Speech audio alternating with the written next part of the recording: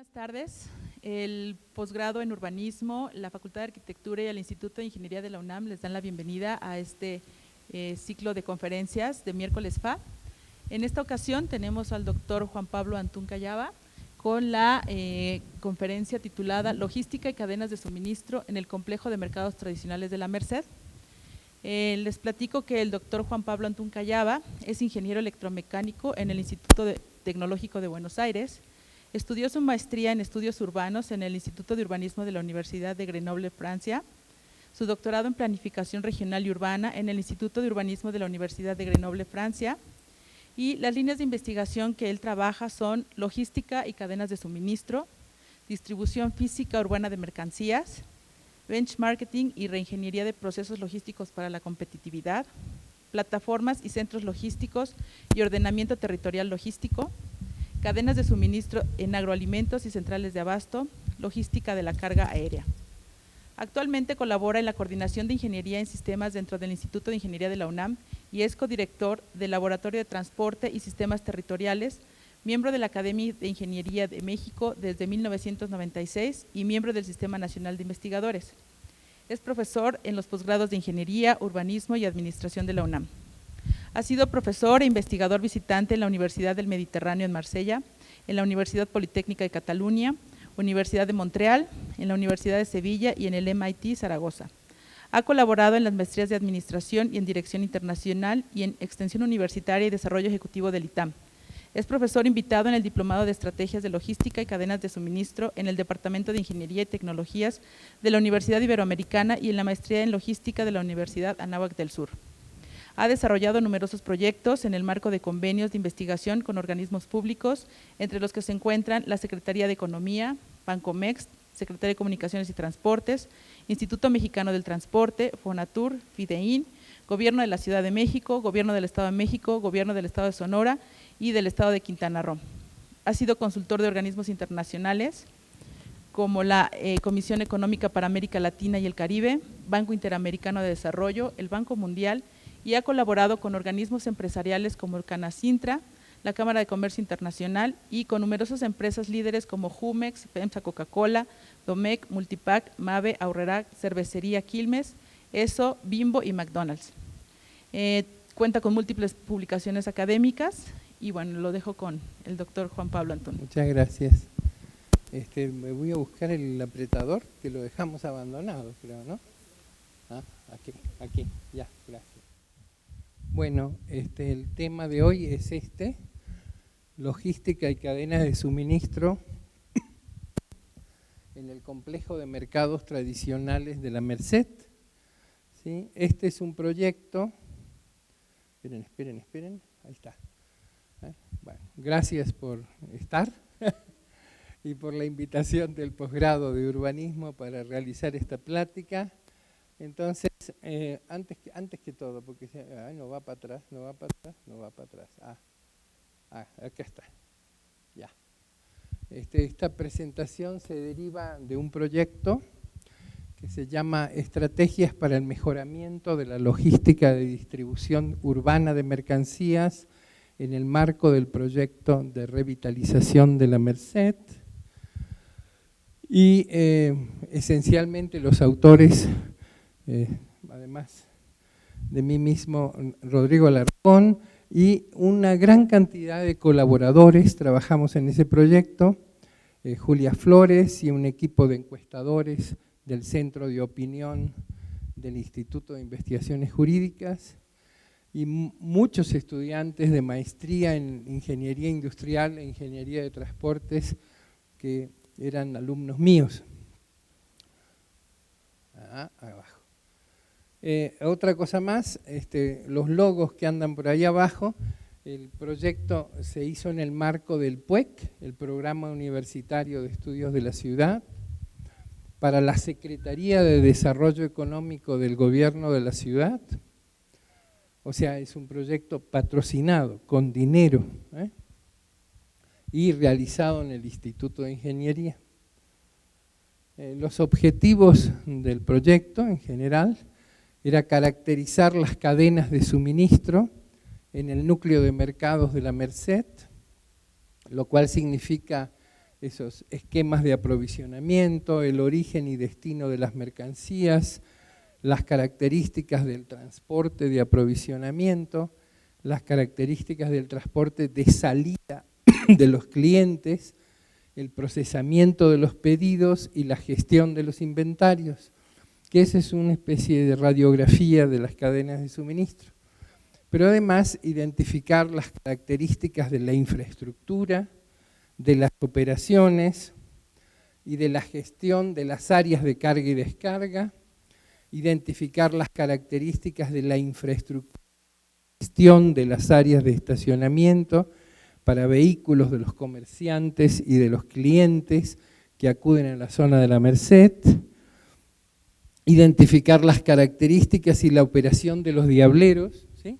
Los que andan con los diablitos, caracterizar la infraestructura de servicio a las mercancías, que son las bodegas generales especializadas de refrigeración y temperatura controlada, de preparación, lavado, empacado, procesado de pedidos, y finalmente formular recomendaciones estratégicas para mejorar la logística de las cadenas de suministro en el núcleo de mercados de la Merced. Entonces, la metodología, lo primero que hicimos,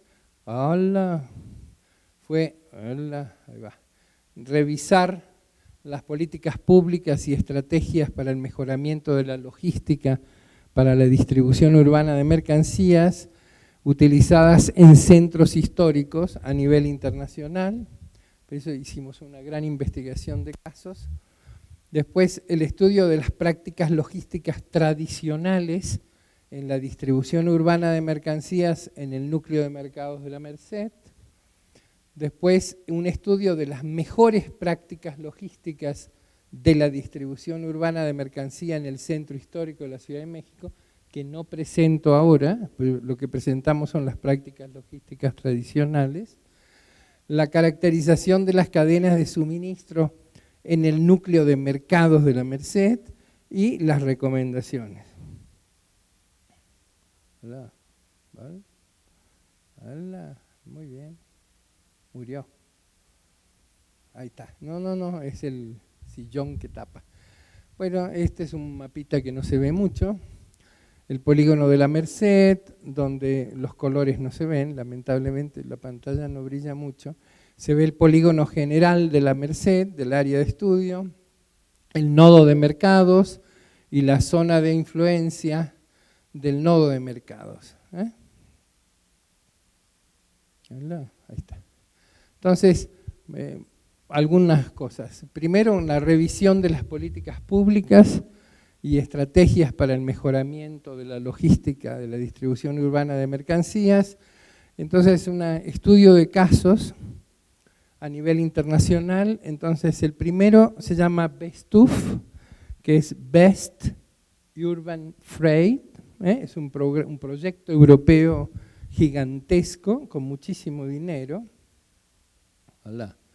¿Sí? Turblog, que es un proyecto europeo también que abarcó no solo los centros históricos de Europa, sino de otras ciudades del mundo, entre ellas Shanghái, Beijing, la Ciudad de México. Yo trabajé para la Ciudad de México, Lima, Belo Horizonte, y BREF, que es del Volvo Research and Education Foundation, que también está centrado en New York ahora.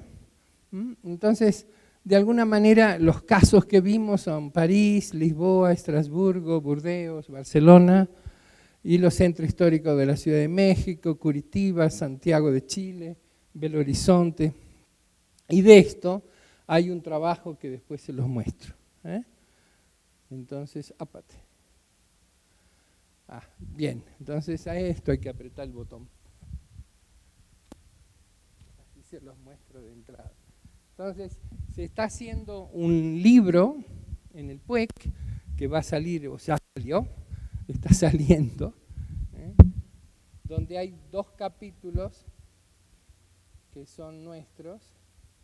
Entonces, este es uno de los capítulos. que habla de las enseñanzas, de las experiencias a nivel internacional en centros históricos. El documento tiene 111 páginas, ¿sí? Los que quieran se lo paso, 111 páginas donde se revisa cómo es esto en el mundo. Entonces le voy a pasar el contenido. Bien. Entonces tenemos, se presenta primero qué es logística urbana, la logística de distribución urbana de mercancías. Logística urbana, por si alguien se pierde. Supongamos, hay que ponerle papel a los parquímetros. Los parquímetros emiten una etiqueta, entonces hay que ponerle papel. Así, miles de cosas, ¿sí? Recoger la basura es un lío de logística urbana, ¿sí? Basta, Entonces, y dentro de la logística urbana hay, entre otras cosas, la logística de la distribución urbana de mercancías.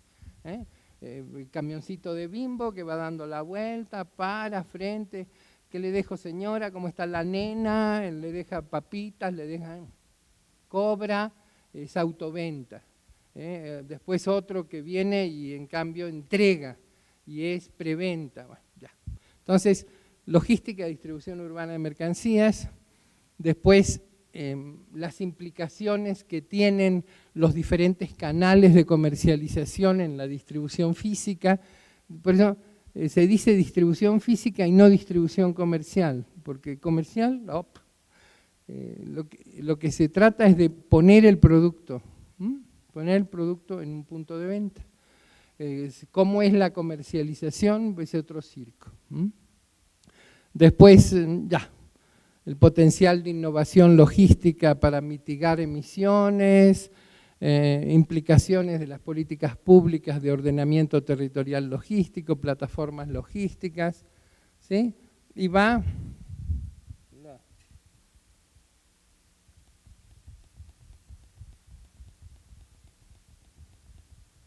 dando, después hay una revisión de los estudios y proyectos sobre distribución urbana de mercancías, los proyectos innovadores en Europa para el mejoramiento de la distribución urbana y una reflexión final del proyecto de la Merced que debe meterse en una agenda para los centros históricos de las ciudades latinoamericanas inscritas en la lista del Patrimonio Mundial de la UNESCO, que lo vamos a ver al final.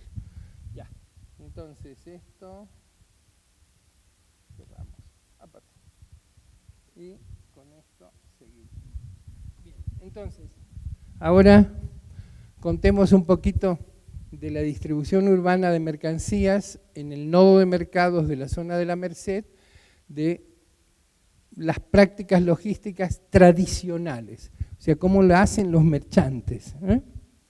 Entonces, estudiamos 4 grandes áreas: las frutas y verduras, la ropa, el calzado y las comidas. Hay muchas cosas más en la Merced, hay artesanías, hay una zona de hierbas medicinales alucinante, hay una sección de lácteos, una sección de cárnicos que el día que fueran ustedes ahí no comerían más un solo taco en la calle. Bueno, bien, entonces entramos con esto. Entonces vamos a ver frutas y verduras. Estas son imágenes de la Merced de día con día, no es un día extraordinario, es un día sencillito. Bueno, entonces ahí aparece un mapa donde está el mercado de frutas y verduras. Entonces, hicimos varios estudios con diferentes comerciantes, un comerciante que solo vende jitomates, un comerciante que vende aguacates, un comerciante que vende repollo, coliflor, ¿no? Y un comerciante que vende frutas selectas y más, ¿no? Entonces, para cada uno de estos trabajos se investigaba cómo funcionaba la cadena de suministros. los productores, los intermediarios, la central de abastos, un centro de distribución, van a los supermercados, y si no va de la central de abastos a las tiendas de abarrotes, o a las fruterías, o a los mercados públicos, o a los tianguis. ¿Sí? ¿Está? Bien. Estudiamos 6 empresas, microempresas. Uno que vendía, uno que vendía limón, otro que vendía aguacate, el de jitomates que también vendía chiles y cebollas. Estas son hortalizas, los productos varios eran esos que vendían, que lo vimos a la derecha, y frutas selectas. Entonces, origen de los productos, el proveedor, cómo se transporta, la periodicidad del abasto, cómo se transporta la última milla, o sea, la parte final donde intervienen los diableros, el embalaje, que si son cajas de plástico, de cartón, costales, si hay refrigeración, en el caso de los aguacates hay refrigeración. Bien. Después la ropa. Entonces, la ropa es así, es verdad, esto es en serio. Estas son pacas, las pacas se abren ciertos días, la gente sabe qué día se abren pacas, se dice, bueno, abren las pacas. Hay pacas que vienen directamente de Estados Unidos y de Canadá, y hay pacas que vienen de Guatemala. Van a Guatemala porque se supone que tiene cosas para gente más pobre, pero aquí también hay pobres. Entonces, hay un comercio de pacas entre Guatemala y México, ya, basta, alucinante. Entonces, otros dibujitos más para contar. Entonces, por ejemplo, en uno de los negocios se fabrica en el Estado de México la ropa, llevan al mercado de Chiconcuac, en el Estado de México, cerca de Lerma, cerca de Quesquitengo, no, de Tianguistengo, después el autobús, después termina desde la terminal de autobuses a la Merced en taxi, después hay un diablero, ya. Después otro negocio, por ejemplo, viene de un fabricante, una naná, y va de Guatemala, hay del Estado de México, pero de Guatemala, el autobús de Guatemala al DF, después se suben al metro, le dan una lana al tipo del metro, pero no se puede entrar al metro con bultos, pero no importa. Una lana, después el diablero, chiqui chiqui. Después otro negocio, donde se va caminando y con el metro, y el diablero, ya. Entonces, ¿qué estudiamos? Así como sencillo, ropa para damas, ropa para caballeros, ropa para niños, ropa interior. Esto es importante, en la Merced hay un gran negocio de filipinas, mandiles y uniformes de trabajo para la gente que trabaja en los restaurantes, y uniformes escolares, que es muy importante. Hay también uniformes deportivos, entonces van y para el pueblito de Zacatlán de las Manzanas les hacen el uniforme del equipo de fútbol. Y entonces se analizaron coincidencias, diferencias, contrastes, innovaciones. Calzado. El calzado es así, es infinito. Esta es la salida del metro. El metro sale dentro del mercado, por si alguno de ustedes nunca fue. O sea, cuando uno sale del metro, sale dentro del mercado, aparadores, y cerca está el mercado, no me acuerdo que no es Jamaica, bueno, ya va a salir el nombre, que es Granaditas, que es la zapatería más grande del mundo. O sea, es en serio, es alucinante. Entonces, a ver. Algunas cosas, ¿no? Alrededor de esto. Cómo se produce, de almacén, centro de distribución, canales de distribución, después la logística inversa de los zapatos que están mal hechos o que tienen un problema, que dan la vuelta. Y los canales de comercialización, las tiendas especializadas, los detallistas, los mercados o tianguis. Nosotros estudiamos varios negocios, uno de ellos La Ribera, que es muy famoso. Entonces, desde el mercado de Granaditas, que es donde está este dibujito, rutas alternativas de transporte, que es súper folclórico. Entonces, se puede llegar en diablero caminando. El diablero va llevando las cajas de zapatos. Se puede ir en el metro o se puede ir en taxi. Pero lo del diablero es bien interesante, porque como toda la distribución se hace en México en condiciones de seguridad, y entonces va el camión de Bimbo y va atrás la seguridad, el tipo con la ametralladora y que cuida el camión y qué sé yo. Bueno, aquí también, ¿no? Porque el diablero va bajando caminando con cajas de zapatos. Entonces él da una lanita en todas las esquinas que lo van cuidando. Es muy, muy interesante, muy interesante. Bueno, el mercado de comidas, el mercado de comidas también es muy folclórico. Una de las cosas interesantes en el mercado de comidas es que uno ve los locales vacíos. Hay alguien comiendo, 2, 3 comiendo. Y uno dice, ¿y esto cómo? ¿Cómo es así?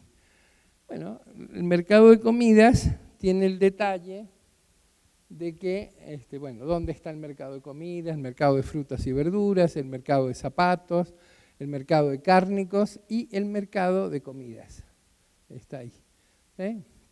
Entonces, vamos a... Esto es simple, mercado de abasto, proveedores, va a la merced con desechables, los platos de plástico, cereales, granos, frutas, verduras, carne, la Coca-Cola o la Pepsi, que llegan también, y después los mayoristas del Golfo, porque estamos viendo uno que hace cócteles y que trabaja con pescados. Entonces, locales de mariscos, consumidores, bien. Muy simple. No, entonces esperen. ¿Qué quería contarles de esto? Porque le dije que estaba vacío, que se ve, hay unos comiendo y nada más. Entonces, ¿cómo funciona esto, no? Entonces, preguntando ahí, dice, llévale, sí, ya llevaste, atienden. Entonces, por teléfono, 1.500 comidas corridas. Claro, van a la sede del Banco de México, todas las oficinas del centro histórico llaman por teléfono a la Merced y costaba 35 pesos la comida corrida. Entonces, ¿qué quieren? ¿Qué tal? ¿Qué se ofrece hoy? Entonces, todos los locales trabajan con motos, con bicicletas, gente que sale en metro con la comida. Muy impresionante, muy, muy fuerte. Bueno, y de esto también hay el libro de la Merced, que está por salir. También hay... ¡Hala! ¡Qué bárbaro! A ver. Entonces, es...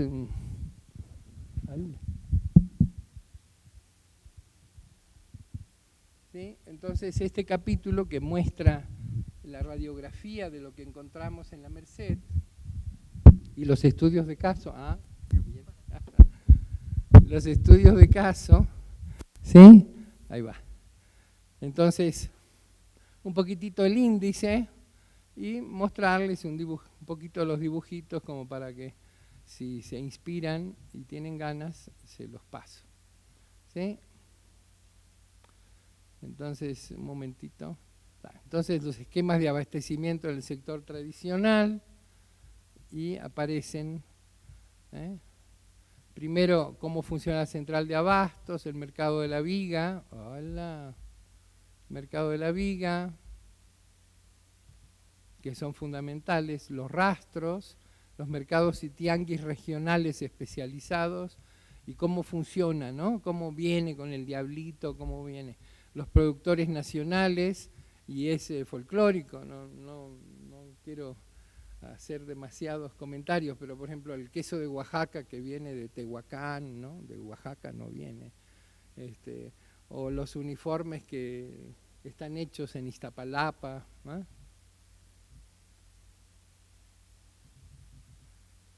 Productores artesanales, proveedores mayoristas, proveedores de productos de consumo masivo, proveedores internacionales, y una cosa muy fuerte, muy detallada, de los comerciantes dentro, fuera de los mercados, los formales, los informales, el almacenamiento, las unidades de manejo, el tipo de ventas, los horarios de abastecimiento, el traslado, cómo se hace, el tipo de vehículos de carga, cómo son con los conductores, las características de los vehículos, los productos transportados, los proveedores, lugares de origen del viaje, chiqui, infinito.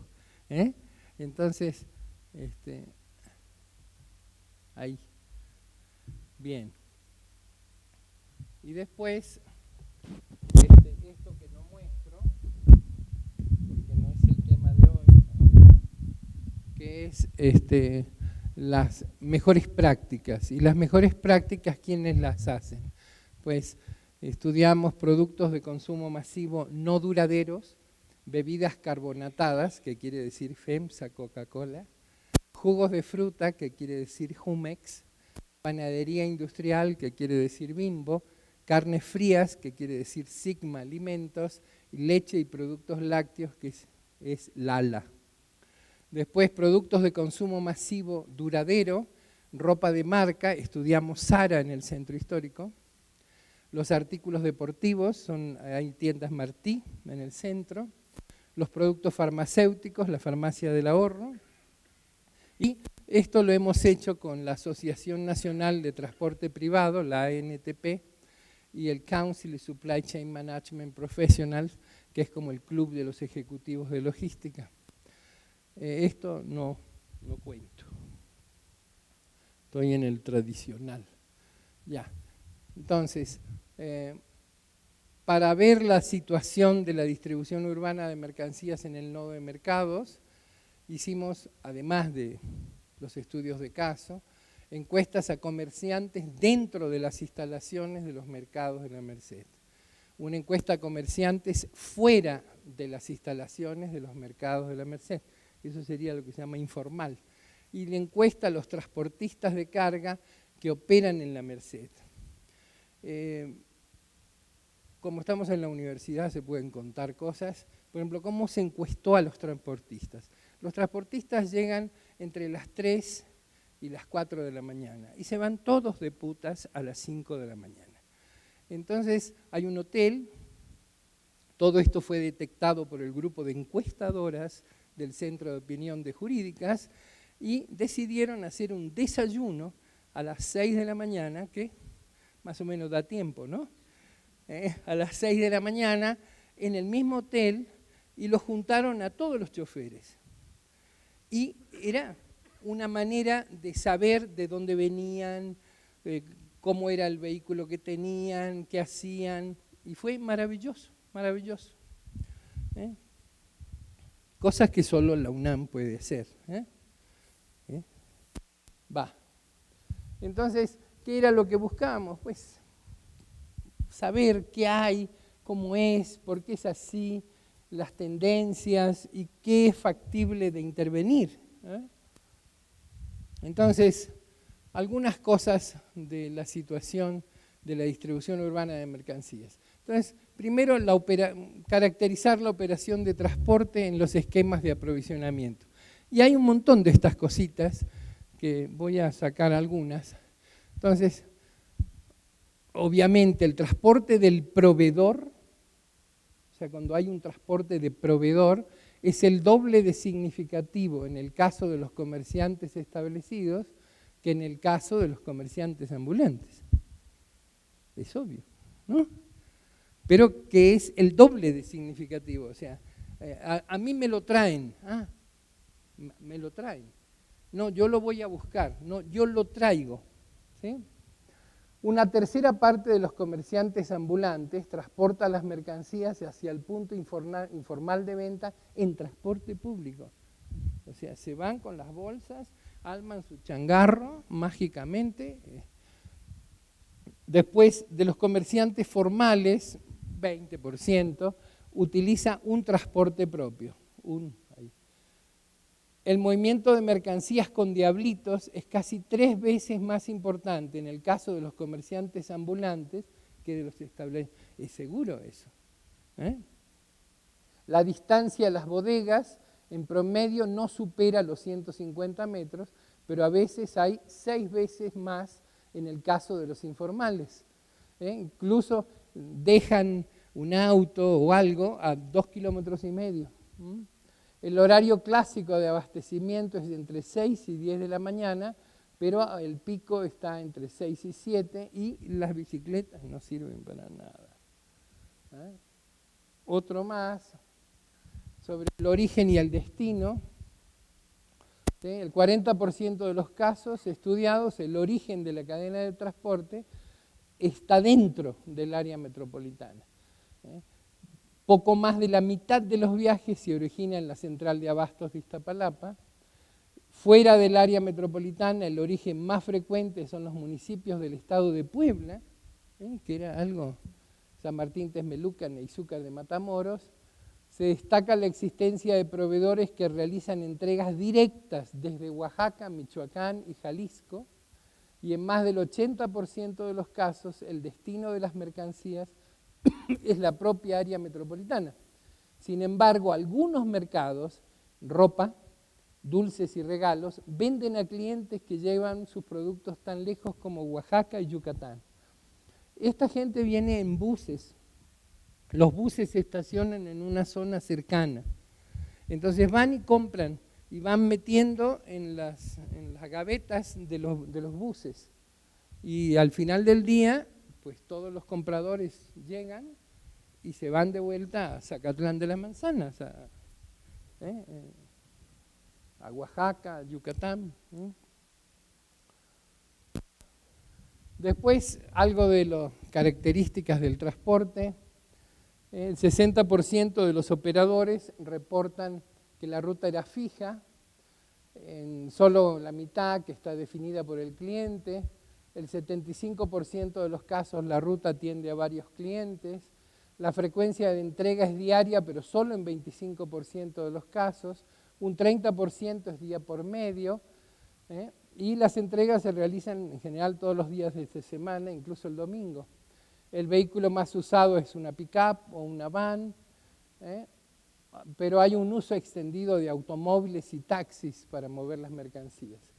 Los comerciantes establecidos reciben mercancías de los proveedores formales con mejores prácticas en vehículos ligeros o medianos. Ya. Y el transporte de salida es un abanico amplio, como dice ahí. Los clientes que compran y se suben al microbús y al metro. Otros que usan un taxi. Y hay el caso de los compradores de provincia que vuelven a sus pueblos en los autobuses fletados. Algunas cosas de características de la infraestructura, de las operaciones y de la gestión de las áreas de carga y descarga.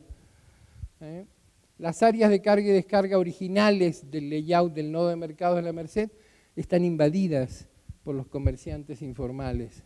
O sea, todo tipo de andén, todo lugar que estaba pensado para carga y descarga, hay un puesto informal.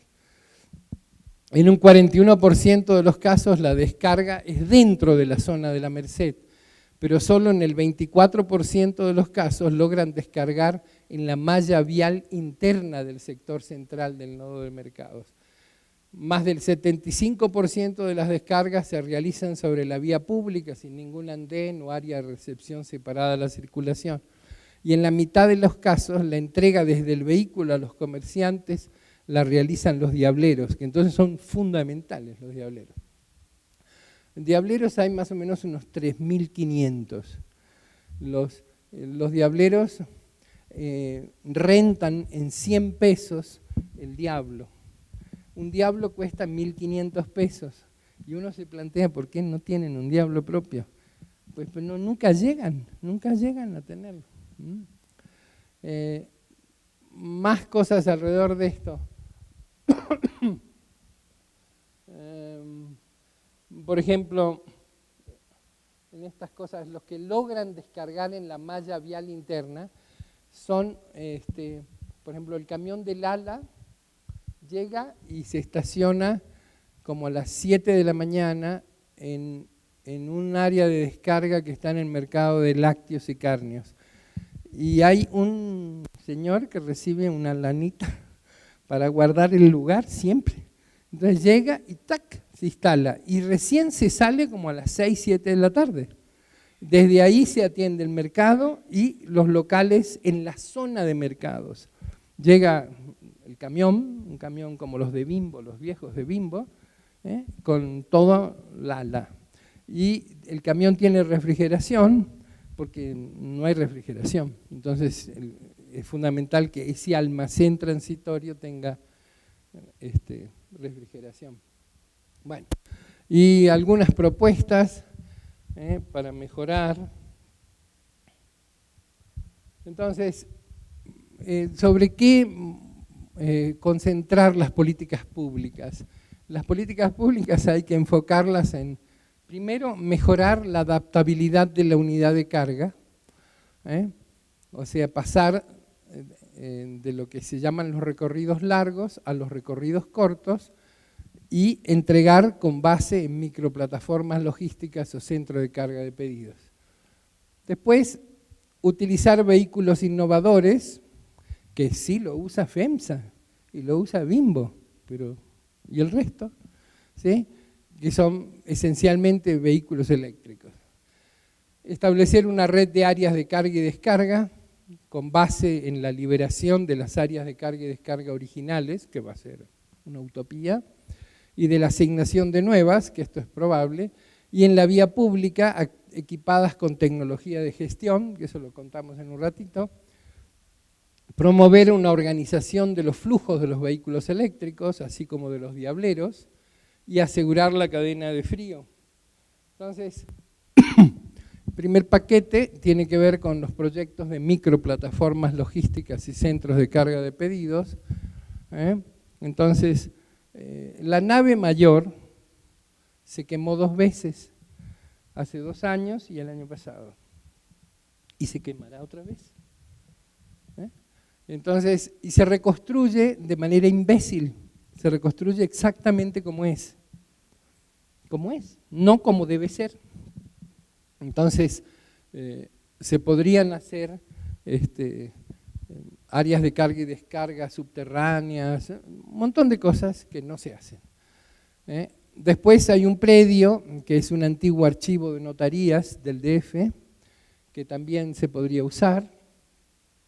Después, un programa de participación pública-privada de equipamiento de estacionamientos existentes. Está lleno de estacionamientos, lleno. Pero hacerlos bien.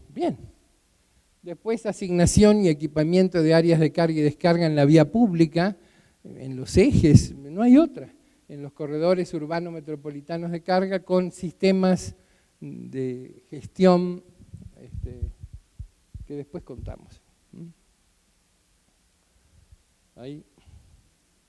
2, las alternativas innovadoras en vehículos y unidades para manejo de la distribución urbana de mercancías en la zona de la Merced, los vehículos full eléctricos, que son los que tiene Bimbo, los que tiene FEMSA, los que tiene Pepsi, los vehículos híbridos, que hay un montón.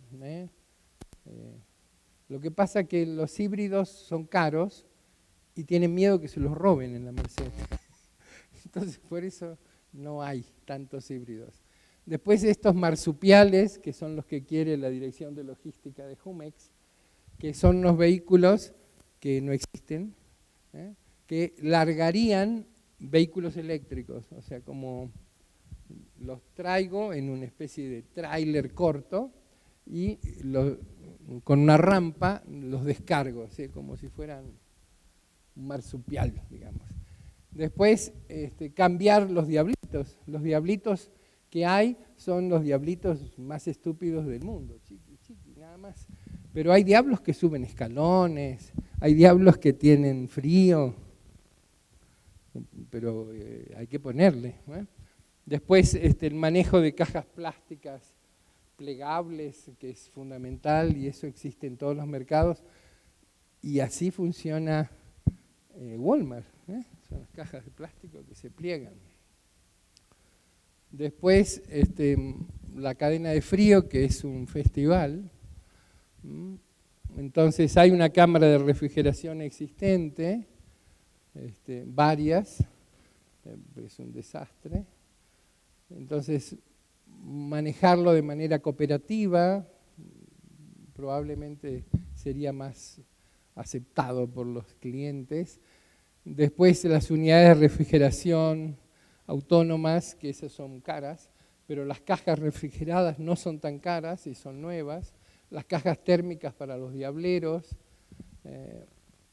Y esto ya es el colmo de la innovación, que son vehículos de carga que tienen 3 temperaturas, y así funciona McDonald's, donde tengo la temperatura de las lechugas, la temperatura de los panes y la temperatura de congelado donde están las hamburguesas. Bueno, y para cerrar, contarles que estas cosas que son sobre centros históricos, vale la pena plantearse algo de mayor alcance, y estamos proponiéndolo. Entonces es una agenda para los centros históricos de las ciudades latinoamericanas inscritas en la lista del Patrimonio Mundial de la UNESCO. Entonces hay 32 ciudades del Patrimonio Mundial en América Latina. Entonces, trabajar un inventario de experiencias, identificación y caracterización de las mejores prácticas logísticas, ejercicios de benchmarking y diseminación de estrategias de éxito, y el diseño de innovadores instrumentos en política pública. Entonces, ejemplitos así, por ejemplo, centros históricos en ciudades megapolitanas, ni hablar, el Centro Histórico de la Ciudad de México. Centros históricos en ciudades capitales, ya sé que el de la Ciudad de México es capital, pero es megapolis. El Centro Histórico de Quito, que es precioso, y La Habana Vieja en Cuba. Después, metrópolis regionales. Entonces, Pelourinho es el centro histórico en San Salvador de Bahía, en Brasil, o el Centro Histórico de Querétaro, o el Centro Histórico de Santa Ana de los Ríos de Cuenca, de la ciudad de Cuenca, en Ecuador, que es precioso también. Trabajar ciudades amuralladas, que tienen el problema de afuera y adentro de la muralla, y ahí tenemos Cartagena de Indias, que también es fascinante, y Campeche, que es uno de los secretos mejor guardados de México, como está puesto ahí. Después, ciudades testimoniales, como el Cusco, en el Perú, o Antigua Guatemala, que es preciosa, son ambas preciosas, o los pueblos de la Quebrada de Humahuaca, en el norte de Argentina, que son pueblos chiquititos, pero que todos tienen mucho turismo, todos tienen una enorme necesidad de distribución de mercancías. Después las ciudades puertos, en las ciudades puertos, Valparaíso en Chile, la Ciudad Baja, que también es preciosa, o San Juan de Puerto Rico, que es mucho más chiquitito. Después ciudades mineras, Potosí en Bolivia, todas esas son patrimonio de la humanidad, o Guanajuato en México. Después hay un conjunto de ciudades que yo pongo que son congeladas desde tiempos coloniales, como Ouro Preto y Olinda en Brasil.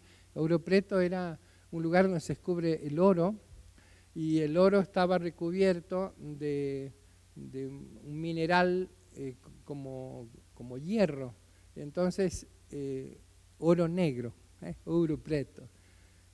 muy espectacular. Y Olinda es una ciudad que está al lado de Recife, chiquitita, que tiene cosas antiguas españolas y cosas antiguas holandesas, porque Recife fue una colonia de Holanda, ¿sí?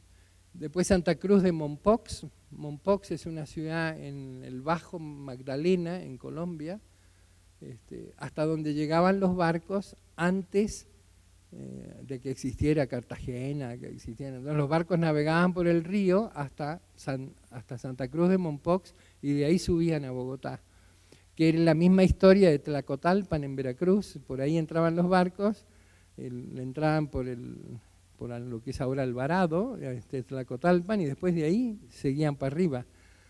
Y después aparece el puerto de Veracruz y se muere. Entonces estas son ciudades interesantes, y se puede hacer un circo con la UNESCO. Bien, épate. Gracias. Ya. Si ustedes me escriben al correo electrónico, les mando la presentación, los artículos, ¿sí? Y estamos dispuestos a las preguntas. Sí. Bueno, tendríamos 20 minutos aproximadamente para preguntas y respuestas. No sé si alguien quiere empezar. A ver, por acá.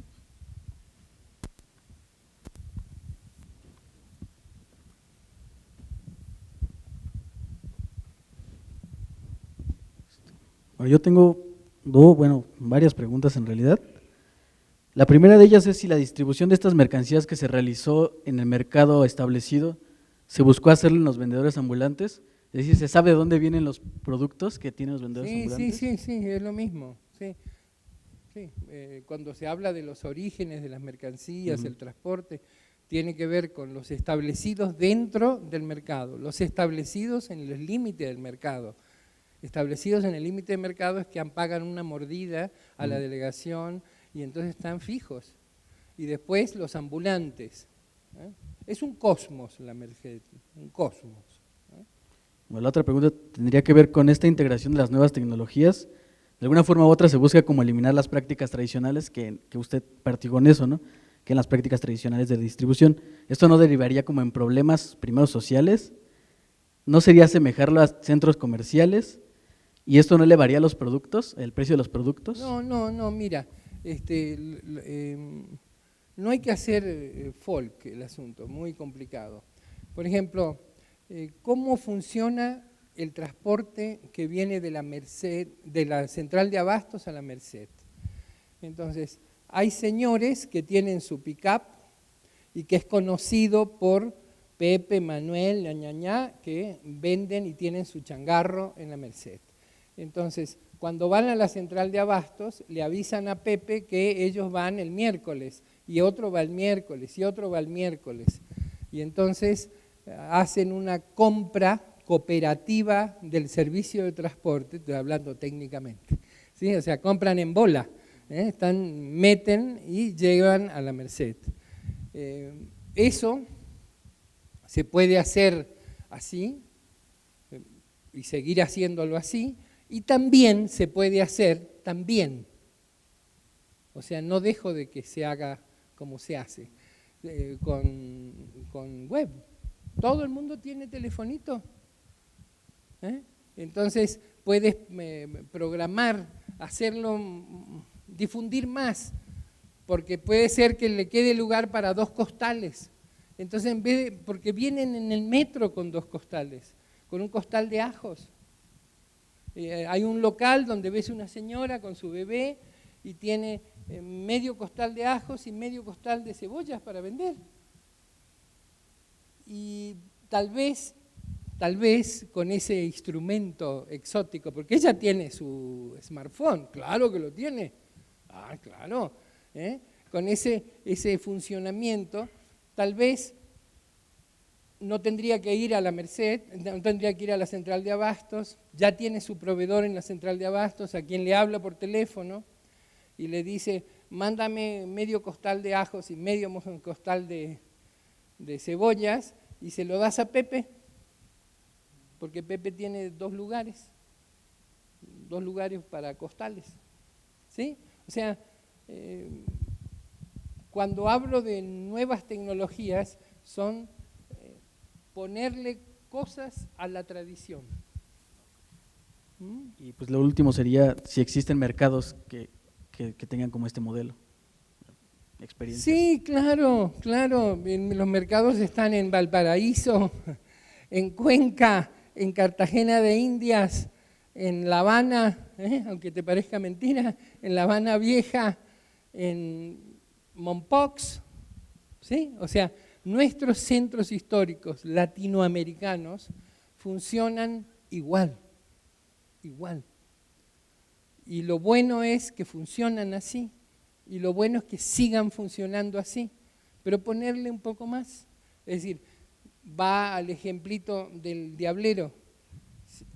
Hay diablos que suben las escaleras, hacen así, y se suben. Aquí está el negro. ¿Sí? Entonces le meto tecnología al diablito. Y sigue habiendo diablitos. Y nosotros proponíamos cosas como, por ejemplo, hacer unos carriles marcados con azul para los vehículos eléctricos, como para que no se ponga un puesto ahí, porque los puestos están por todos lados. Y después los diableros que andan equilibrando, ¿sí?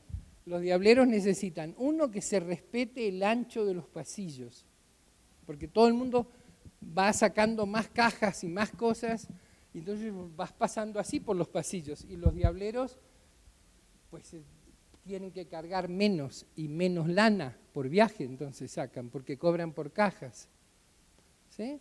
Entonces, si respetas el ancho de los pasillos, los diableros podrán cargar todo lo que les permita su fuerza. Uno. Además puedes marcar con líneas amarillas el tránsito de los diableros entre mercados, porque son montones de mercados. O sea, es ponerle charme al asunto, poquito. ¿Alguien más? ¿Otra pregunta? ¿O varias preguntas? ¿Allá atrás?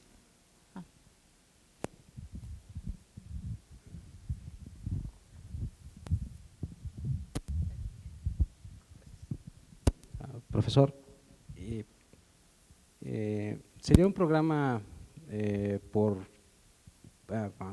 programado por pautas, por avances de obra o sería de un solo jalón. Okay. Sí, la modernización del mercado tradicional sería por partes, por mercados o como dice usted, reusar los que ya están instalados, aprovisionarlos con la tecnología, aunque esté aún un poco más alejada de la Merced. Por ejemplo, el archivo que mencionaba usted. De notaría, sí. Exactamente. No, mira, vamos a darle a varias cosas. La primera es, se quema el mercado y lo empiezan a reconstruir. Se vuelve a quemar el mercado y lo vuelven a reconstruir. Y lo reconstruyen igual. Si tú te sientas con una persona que está dentro del mercado, que es un comerciante, y su abuelito, y su bisabuelo, y nananán era un informal. Elemental. Lo que pasa es que ya quedó y entró en el mercado. Bien, entonces los informales están esperando ser formales. Entonces, ¿cómo reconstruyes al mercado? En vez de reconstruirlo igual, que es una imbecilidad, lo reconstruyes como el de Guanajuato. Claro, el de Guanajuato es así, y hecho por Porfirio Díaz. Entonces, haces como bandejas, ¿sí? Y vas metiendo más gente. O sea, formalizar los informales, pero hay que darles un espacio. Ese es uno. Otro rollo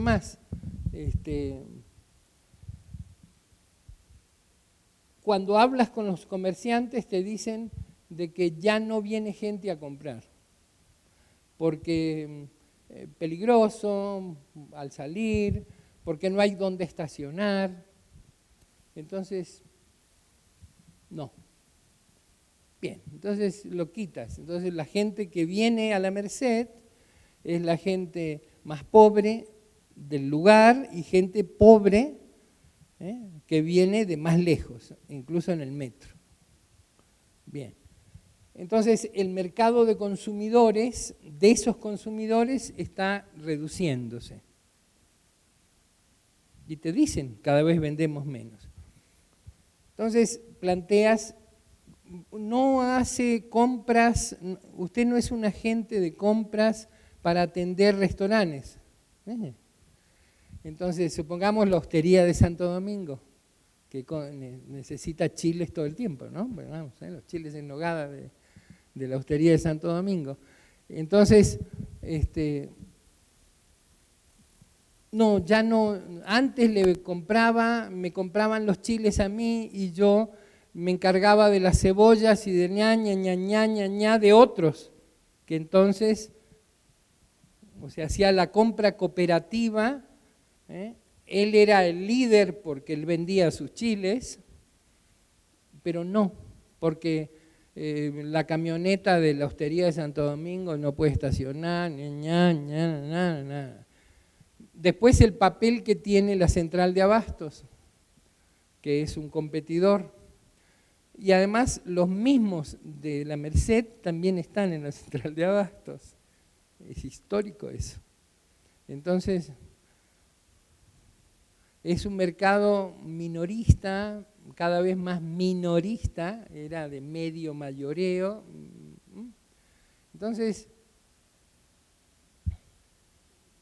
sí me voy explicando. Y después hay, o sea, esas cosas de contexto. Y después, todo lo que le puedes poner, primero, como política pública tienes que defender la Merced. Hace 2 semanas hubo un seminario internacional organizado por el Instituto de Investigaciones Económicas sobre ciudad, comercio y consumo, con investigadores que vinieron de Barcelona, de San Pablo, que trabajan sobre mercados, sobre centros comerciales, y se hizo un trabajo de campo en la Merced, para ver la Merced, ver cómo funciona. Sigue siendo algo interesante, aunque sea turístico, no sé si estoy explicando. Depende si te interesa ir a un mercado y ver. O sea, siempre va a existir. Pero hay esas contradicciones, ¿no? O sea, los informales, pero hay que hacerle un espacio a los informales para que se formalicen. Y siempre va a haber informales, sí, siempre va a haber informales. Es América Latina. Y las compras cooperativas, y el estacionamiento. Y claro, porque FEMSA vende un montón. Lala vende un montón. Sigma Alimentos vende un montón. Jumex vende un montón. O sea, el sector moderno tiene un mercado impresionante también ahí. FEMSA Coca-Cola tiene un centro de distribución, un centro de carga de pedidos a 2 cuadras del mercado, y donde uno, si no le traen la coca, la va a buscar a la coca. Tienes que imaginarte que la comida corrida viene con Big Cola, ¿no? Así, y un vaso de... ¿no? Entonces, o está FEMSA Coca-Cola o pierde, porque Big Cola está. ¿Está? Muchas gracias, doctor. Realmente me llama mucho la atención la investigación sobre los espacios, en este caso de la Merced, pero mi pregunta va un poco más del otro lado, pensar un poco en los sujetos, es decir, los comerciantes informales, digamos que los mercados tradicionales por pura tradición tienen unas formas de distribución de la riqueza que puede ser cuestionado, pero de alguna manera es un poco más redistribuible que las cadenas más formales. Y mi pregunta va un poco en ese sentido, si usted encontró en este estudio de caso algún tipo de redes de solidaridad, de reciprocidad o de apoyo mutuo, que en realidad son como las prácticas de las cuales a veces puede ser más reticente los mismos comerciantes al modificar el propio espacio. Entonces no sé si nos puede ahondar un poco en eso. Sí, no, sobre eso es, mira, yo salía cada vez que iba a la Merced lleno de regalos. O sea, funcionaba, es un rollo personal, funcionaba con los vendedores, con los marchantes. Entonces, llévese, güerito, llévese unos aguacates, eso, llévese. Y terminaba cargando cosas. Y además, esto tiene que ver con las redes de la gente, las redes humanas. Entonces, por ejemplo, en el mercado de flores no se venden más flores naturales porque no hay agua. Súper loco. Entonces se venden flores de papel, artesanía de flores. Y es maravilloso. Las señoras, que son las que se ocupan de esto, me regalaban cosas insólitas. Pero usted que tiene una hija también para los 15 años, pero mi hija tiene 42, no importa, lléveselo. Y entonces ¿sí? O sea, la cohesión social, la red social es muy importante, existe. Y existe en los comerciantes establecidos y también entre los comerciantes informales. Los comerciantes informales también tienen su organización. Por ejemplo, el lunes, creo que es el lunes o el martes, no trabajan para que se limpie, porque si no es un caos. Para que se limpien las calles, la red interna, la malla vial interna de la Merced. Y eso pues está cocinado socialmente. ¿Sí me estoy explicando? En el sentido de… Yo, por ejemplo, trabajé con trabajadores informales, pero en la ciudad del Alto, en Bolivia. Y ahí detrás de eso hay… ¿En el Alto? Sí, en el Alto. Ah, sí. Entonces hay una ciudad como que se organiza a través de una política callejera, es decir, las redes de comercio son las que organizan casi la municipalidad de la ciudad. O sea, esta es una escala completamente distinta, eso me queda claro, pero existe también ese tipo de autoorganización ya reconocida formalmente por alguna tradición, ya sea sí, sindical. pero no está en 971, o sea que de mochila. Y nada, no había nada. Mi segundo viaje fue con unas cosas del Banco Mundial y era logística de distribución internacional de artesanías y trabajé con artesanos de La Paz, de Cochabamba, después con exportadores de puertas de madera de Santa Cruz de la Sierra y exportadores de productos de piel de Cochabamba. Cochabamba sigue siendo encantador. Y La Paz también, pero es un desmadre. Me gusta ir a los… ¿Tú eres boliviano? No. Me gusta ir a los Yungas, a un lugar al que se va, que son los trópicos de La Paz. La Paz está a 5.000 metros, hace un frío razonable todos los atardeceres, pero puedes ir subiendo las montañas como a 6.000 metros y bajas y llegas muy rápido, como en un viaje de pecero de 4 horas, llegas a un área tropical que es un satélite de La Paz, porque donde hay una gran producción de stevia, qué absurdo.